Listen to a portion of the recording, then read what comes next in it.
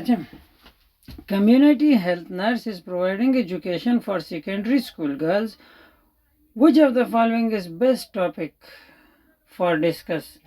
Community की health nurse है, वो एजुकेशन दे रही है, जो लेक्चर कन्वे कर रही है high school girls, secondary school girls में, ठीक है। यहाँ पे बेस्ट टॉपिक क्या है उनके साथ डिस्कस करने का? तो भाई सबसे बेस्ट टॉपिक जो गर्ल्स के साथ डिस्कस करने का है, जो कि फ्यूचर में उनके काम आ सकता है, वो है ओवेरियन सिस्ट, ठीक है। ये टॉपिक डिस्कस करना जो है वो सेकेंडरी स्कूल गर्ल जो है उनके साथ नहायत ही इम्पोर्टेंट है। अच्छा, mother want to her hormonal patch as contraceptive device. अच्छा, ये बात जहन में रख लें कि कॉन्ट्रासेप्टिव डिवाइस का जो वो है इफेक्टिवनेस है वो कम होती है। कब कम होती है? जब पेशेंट का वेट 80 kg से ऊपर चला जाए तो इस डिवाइस, कॉन्ट्रासेप्टिव डिवाइस का जो एफिकेसी है वो डाउन हो जाती है। How to collect sputum culture. यहाँ पे स्पूटम कल्चर तो कल्चर लिखा हुआ है, लेकिन होना है क्वेश्चन ऐसा चाहिए था कि how to collect sputum for sputum culture. Sputum culture के लिए जो स्पूटम है वो कैसे कलेक्ट किया जाए, ठीक है।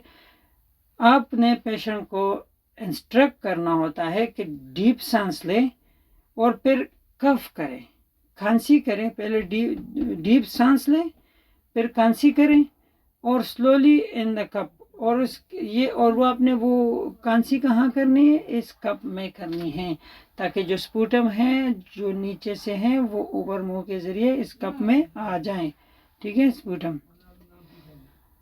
A 57-year-old woman present with a complaint of pain in the bones of her both hand.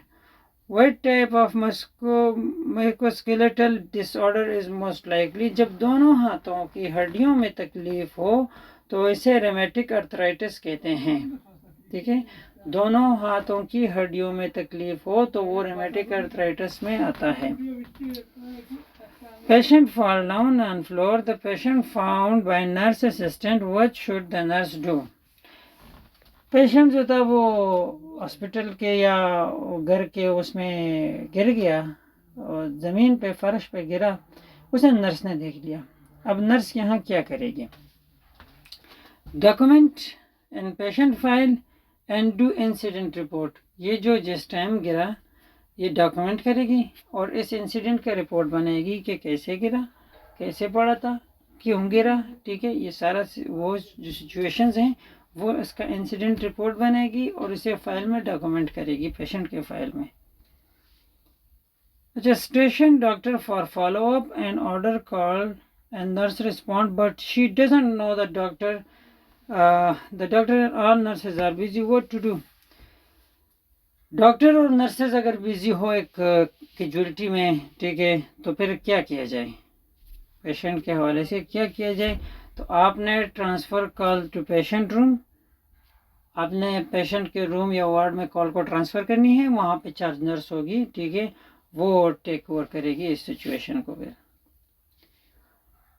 What की procedure for occupational health nursing to protect health and security for working population.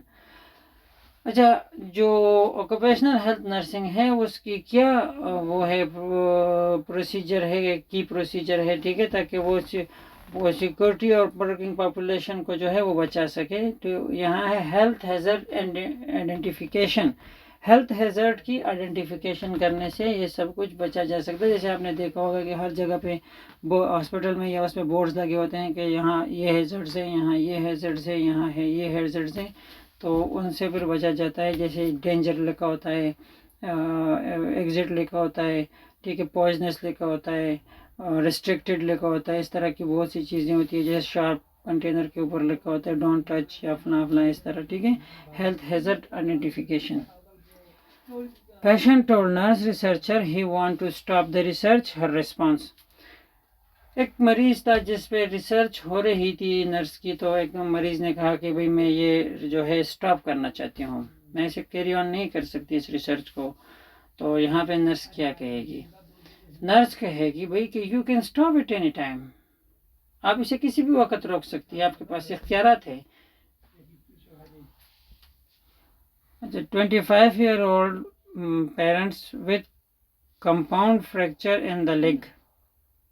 25-year-old man present with a compound fracture in the leg and profuse bleeding. What immediate? देखिए, जब भी bleeding हो रही हो ना, तो आपने सबसे पहले प्रेशर ड्रेसिंग करनी होती है। ब्लीडिंग को रोकने के लिए आपने प्रेशर ड्रेसिंग करनी होगी, ठीक है। Apply direct pressure on fracture side, ठीक है। तो डायरेक्ट प्रेशर आपने डालना होगा, क्योंकि जिस साइड से फ्रैक्चर हो उसी से ब्लीडिंग हो रही है, तो आपने प्रेशर डालना होगा फ्रैक्चर साइड पे। Child come two year confirm German measles, what is the best intervention for child.